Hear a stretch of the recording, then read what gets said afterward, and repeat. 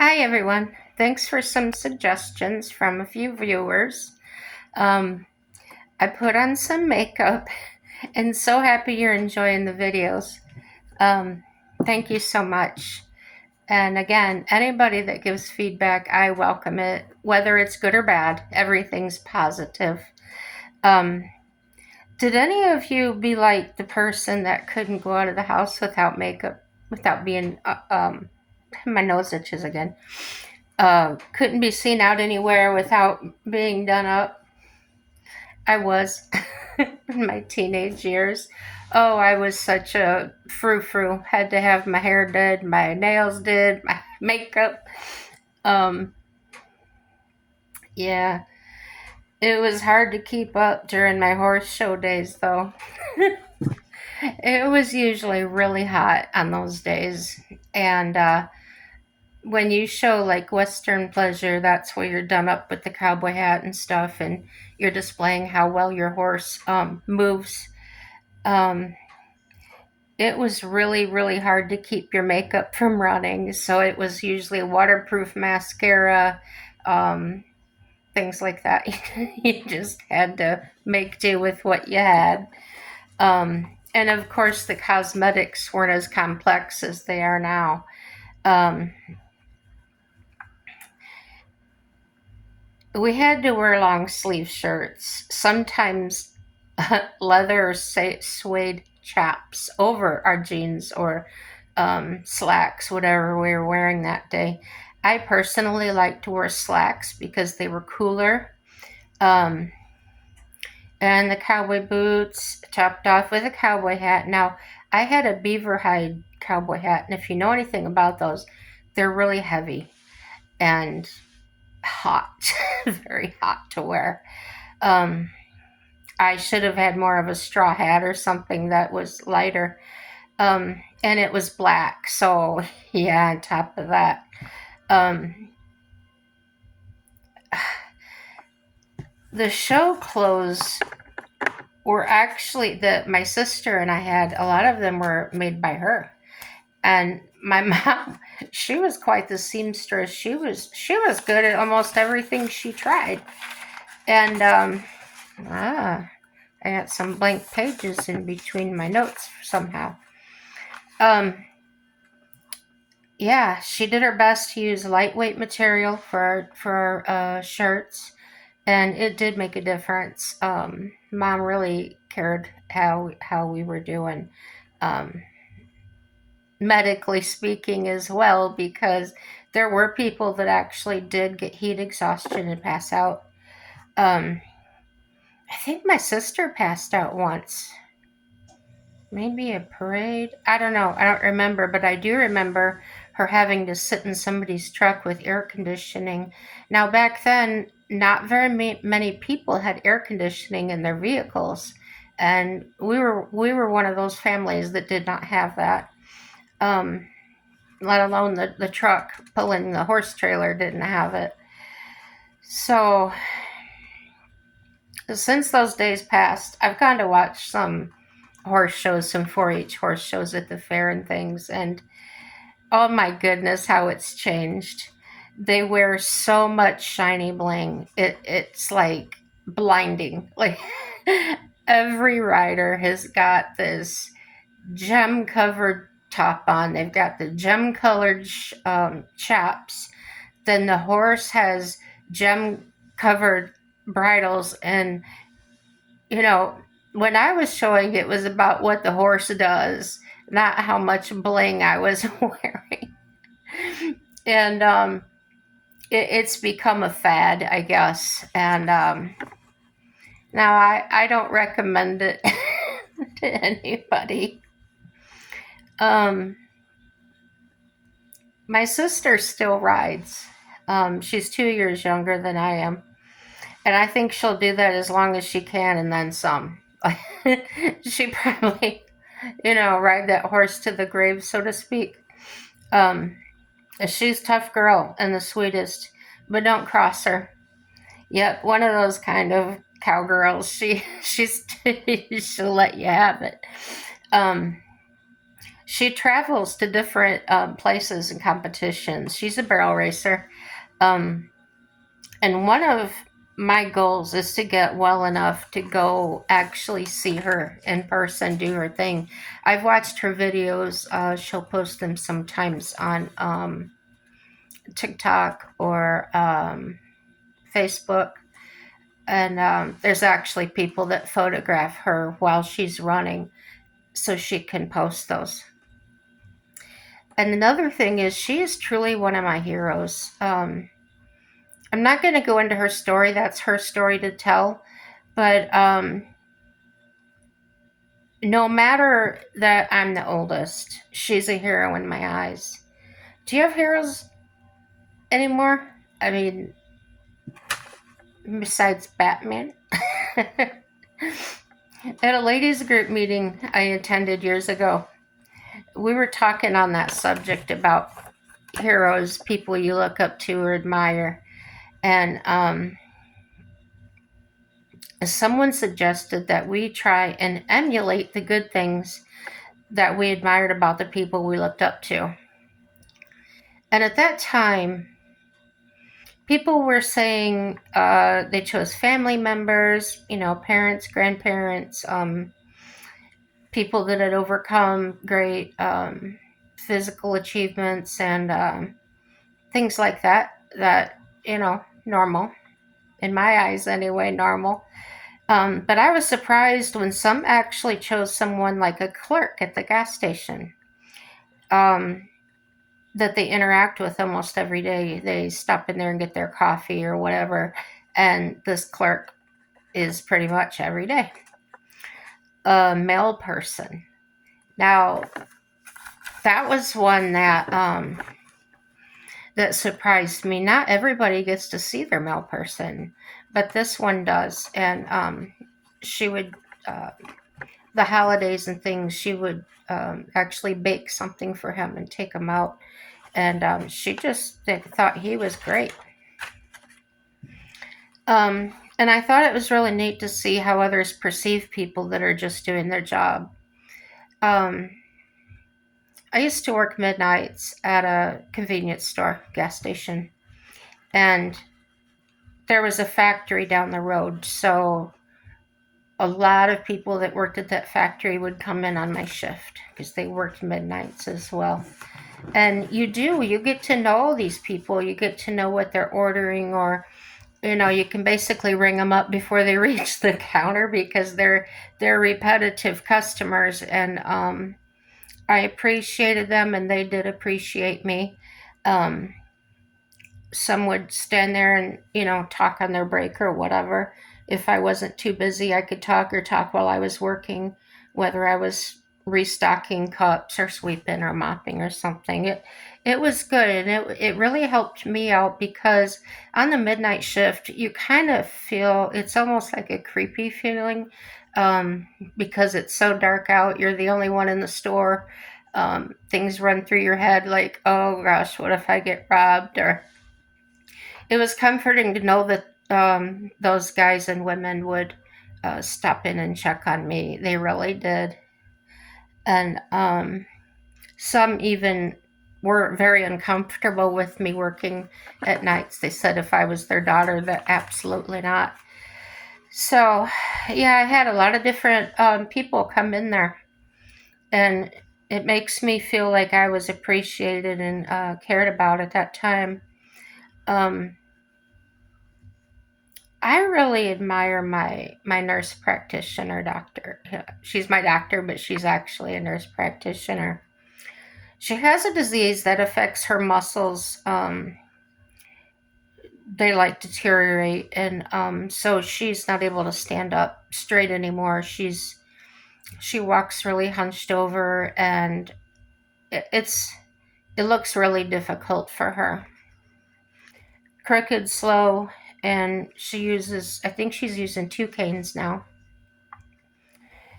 but she still shows up to work and still puts her patients as a top priority. And that blows me away. That's something to me that makes her a hero to me. She's also good at her job. She's very personable as well. She actually listens to what you have to say. She engages with you on your concerns or anything. You don't feel rushed with her. I also admire my husband. This is kind of a hard story to tell, but I will tell it. A month after we'd started dating, um, I was in a really bad way when he came over one day. I was actually passed out. And he got me to the hospital, and the doctor that saw me was calling a doctor at 3 in the morning because I was that severe. So they ended up sending me to another hospital right away, and they discovered that I had cancer. So we had to do a lot of different things, and we tried different things, but within 9 days, the cancer was gone. And they did that by removing an entire body part inside, an organ. And when they tested it, all the cancer actually was contained inside of that organ. It had not penetrated any walls. So once that was out, it was done. No chemotherapy, nothing. And I was very lucky. He stayed with me. I had to stay in a hospital overnight when I had the surgery, and there was absolutely no place for him to sleep. They didn't have a cot, a chair, anything. So the nurse said that there was nowhere for him to stay. He would have to stay somewhere. Um, we did not have a car at that time, so she actually gave him a sheet and a pillow, I think, and she actually let him sleep in the waiting room. Um, and the things he did like that, so non-selfish, so giving. I can't say enough about him. This, he's a wonderful person. Now, this is funny. 3 years after we met, we got married, and a couple of days after we were married, I said, "Do you have any regrets?" And he says, "No, I don't." I said, "Did you ever think about stop and seeing me with all these problems I have?" And he says, "I have to admit, the first time I came and found you where you were almost gone, I thought about leaving then." And I said, "Well, that's extremely understandable. And I don't know how or why you stayed, but I'm really glad that you did.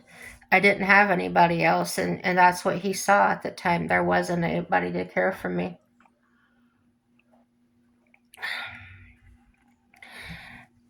So after that surgery, I basically all I wanted to do was sleep. Everything was gone out of me, energy wise. So while I was laying around for 2 weeks, he was working and he was driving out. I was a live-in caregiver at the time. I took side jobs at when I owned my locksmith shop. Sometimes I worked at a deli, sometimes just odd jobs. Well, at this particular place I was living at, I had to take care of a woman with Alzheimer's, and she could be pretty cantankerous. Um, I had to put special locks on the doors because she was the type. She kept seeing a lady across the street in the house across the street that was empty. It was kind of creepy. It was all overgrown, and she kept waving out the picture window. And I would say, "What are you waving at?" And she says, "My friend." She see her up in the window. She's upstairs waving at me. Well, you wonder if she really saw her, you know? Was there a ghost over there? Well, her daughter told me that her friend used to live across the street, and she's probably seeing things in the past like it was. And so one day I had the door open because it was so hot in there. And I had her with me. I was paying very close attention to her. And I turned my back a second, and just like a toddler would do, boom, she was out that door and across the street before I could even catch her. And knocking on the door over there, and I got her back, but she argued the whole time, boy. So, yeah, I've had some pretty exciting experiences. Anyway, that man stayed with me through all that. And um, when I started having some stronger symptoms come up with my mental illness, um, I knew I always had a little depression and anxiety and things, but what I learned is as you get older, it becomes more pronounced. And I had the experience enough with other jobs and things and training to recognize the symptoms and knew when I needed to go get help. So one day he's driving the car, we're gonna go have dinner, and we get to a stop sign and I jump out of the car. I don't want to get back in the car. He's gonna have a wreck, he's gonna do this, he's gonna do that. And my mind was just creating all these things. And I got back in the car and I said, "Take me here," which was a professional mental health office. And so then I got my help. I didn't have to be hospitalized or anything. And it worked very well. And he said he admired me for that. And that really helped support me. So he's been very supportive and loving. Um, he's never yelled at me for my issues. Now, we've had arguments like any normal couple would. If you don't have an argument here and there, it's probably not a good relationship. But everybody's different. Um, but no, he never throws my illnesses or my um, lack of being able to do things at me in my face or anything like that. Um, there are some times when I'm not afraid to touch the sink, like it's not going to hurt me, that I can do the dishes and things. And I'll have my wheelchair behind me, but I'll stand up just in case I got to sit down. So I do what I can when I can. Um,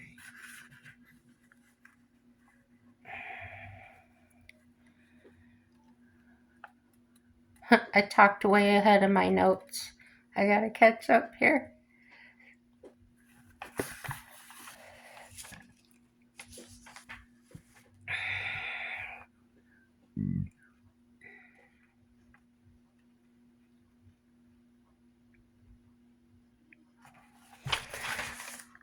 When I started falling apart, um, physically and mentally, um, I had to close my business. I had to radical life changes for me. And I'm the type of person that doesn't exactly handle change well. Um, I need a routine. I need, like, there's a day I do the laundry, there's a day I do this, a day I do that. I'm that kind of a person, always been since I've lived on my own. Um, so when I didn't have my business routine of running calls, doing the books, I had these big holes to fill in my life that was not easy. Um, I couldn't work. I couldn't get my disability. Um, he was working trying to support us, and As I mentioned before, where we lived, it was very difficult for him to find any work that would pay a living wage. So I can't say enough about him. We sold our vehicle, we moved here. He walked for 2 weeks until he found a job. Um, and he walked back and forth to work, and they'd call him back, and he would just walk in the door and he'd walk back and work again. Um, the work ethic of this man is incredible. I um, I am 4 years older than him, but that age difference hasn't made too much of a difference. He's immature, um, but so am I, and it's like not immature like embarrass you in public or act like a child. Immature as we can be so silly and joke around with each other.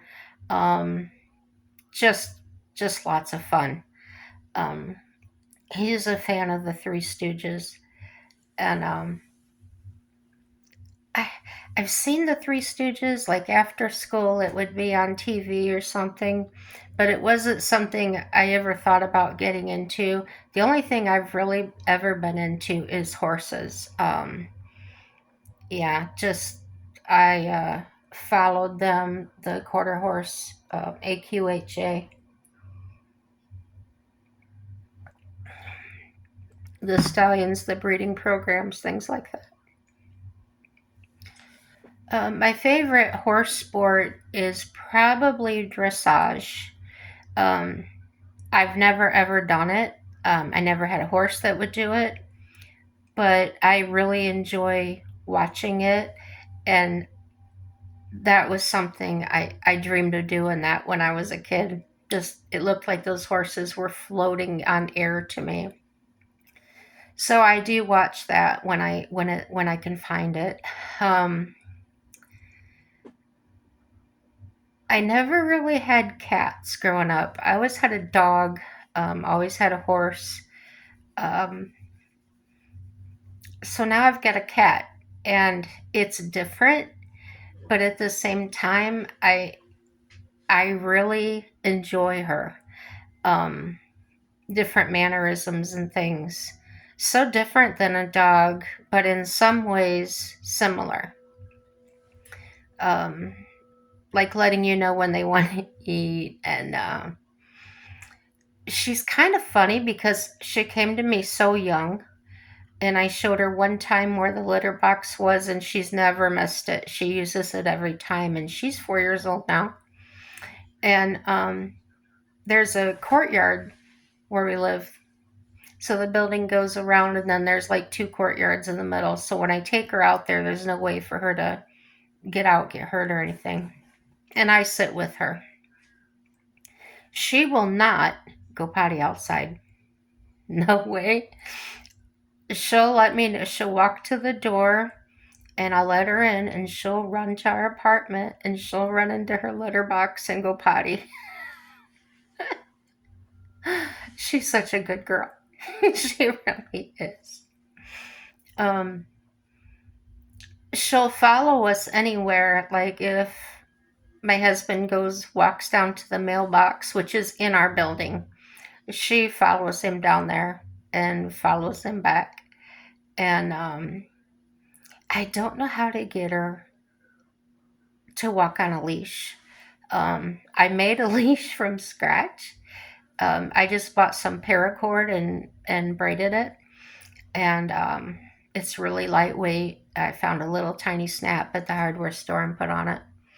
Um, I don't like collars with the plastic clasp because I feel if they pull hard enough, that clasp is going to let go and they're gone.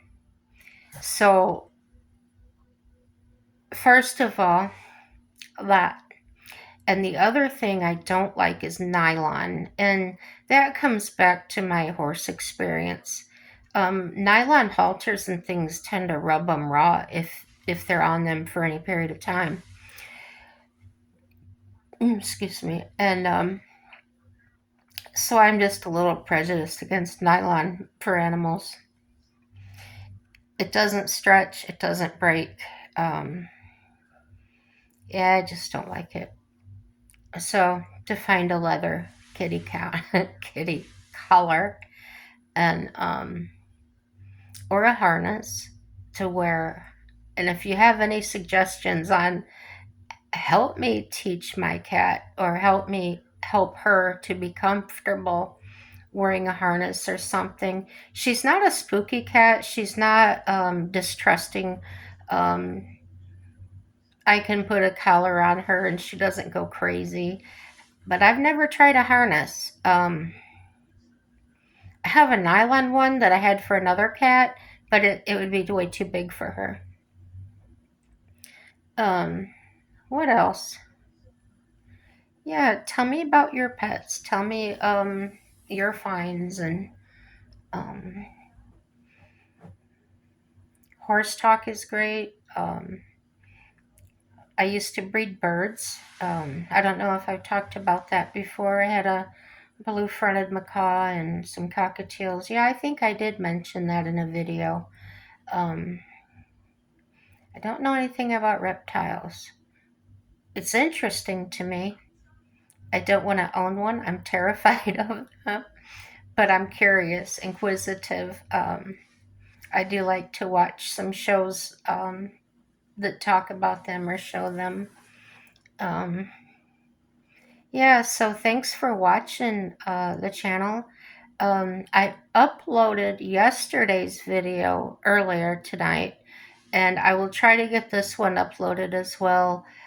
Please subscribe to my channel. If you don't like getting the notifications, just turn them off. You just tap that bell down there and it'll put a line through it, then you won't get the notifications. I don't I turn off notifications because I follow so many people that my phone would be dinging constantly. No, I don't want that. So, yeah, you don't have to take notifications, but if you subscribe, it really helps me get it out there. Tomorrow, my caregiver's coming. We're going to go to the gym, and hopefully, we're going to have some fun content for you to watch, have some fun video for you. And yeah, that's what we're going to do. Um, like or dislike, everything's positive. And like I said, comment, share, subscribe, uh, whatever. And thanks, guys. Happy day. Bye bye.